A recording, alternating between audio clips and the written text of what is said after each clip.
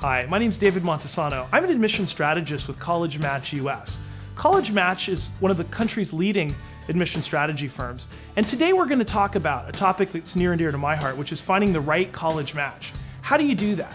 One of the things that people don't often realize is that today, the US is the current empire and we have the best or most robust system of higher education in the world. Therefore, we have a lot more choice. We've got, in fact, 6 different types of colleges available.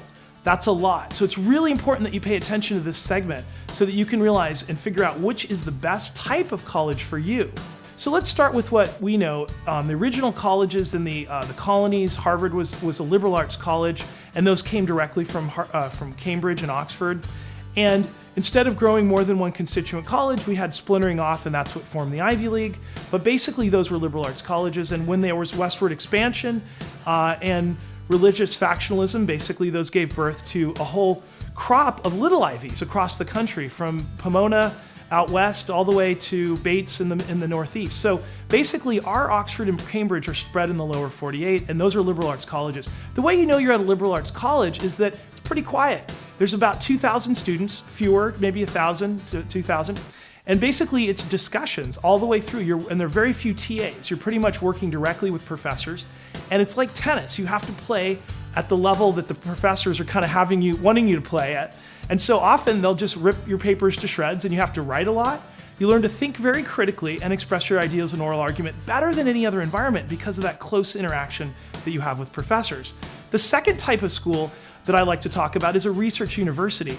Now, research universities swept our shores from Germany essentially around 1870, and we haven't looked back. Those are what make our economy boom, and they're really, really productive in terms of developing PhDs and professional schools where they basically help people build our economy, and that's why we're such a successful economy, is because of these schools. So largely universities like University of Michigan, North Carolina, to some degree, well, Cornell certainly, Penn a little bit in the Ivy League, but generally speaking, it's the large state universities that have maybe somewhere between 10 and 20,000 undergraduates. And the thing about these is that they're organized in sort of silos, if you will, by department and faculty. And so what that means is that pretty much you apply directly into a faculty or department, and that's kind of where you stay. Now, it's great if you're pre-professional because it helps you get work and jobs pretty effectively. But it's not as good as the liberal arts colleges in terms of giving you a chance at admission for graduate school, because the skills that you learn as an undergraduate at a liberal arts college will be a little bit more effective for doing research at a graduate level. But anyway, the research universities themselves provide ample opportunity for D1 sports and a lot of great things that people really enjoy, and it has great name recognition with employers. Hybrids are something that I like to say are in between size, and I think the Catholics, for example, like Marymount, Loyola Marymount or Chicago, are basically that in-between size, so somewhere between 2,000 and say 10 to 20,000 students. And they pretty much give you the best of both worlds. A little bit of liberal arts, some research, writing, critical thinking, public speaking, and then they give you some pre-professionalism, so they might have a finance major, or you might be able to major in engineering.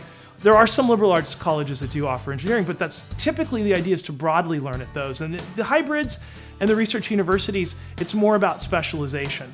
Now, there is another category that I want to talk about, which is teachers' colleges. Teachers' colleges are comprehensive universities, started out as normal schools, and they're K through 12. They basically teach K through 12 teachers how to teach in the public education system. Some of them have morphed into comprehensive. In the case of Arizona State, they do a lot of different things and do it quite successfully. So those are interesting schools to look out for. Polytechnics are the other one. That just means many technologies.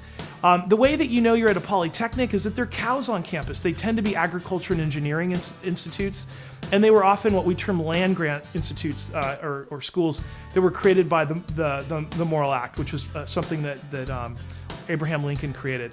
So essentially, if you look at it, Ohio State is a polytechnic, Oregon State, Cal Poly, it's aptly named, or New York Poly, they're aptly named. University of California at Davis is the polytechnic in the University of California system. And in the Ivy League, it's Cornell. So it just kind of gives you an idea what those are. Many technologies, you kind of focus there. And finally, specialty schools. This is the last category of schools. And these are really one-trick ponies. They just do one thing, they do it really well. So a great example is Juilliard for performing arts. Business, Babson would be a great example of that. So just want you to kind of think about these tools carefully.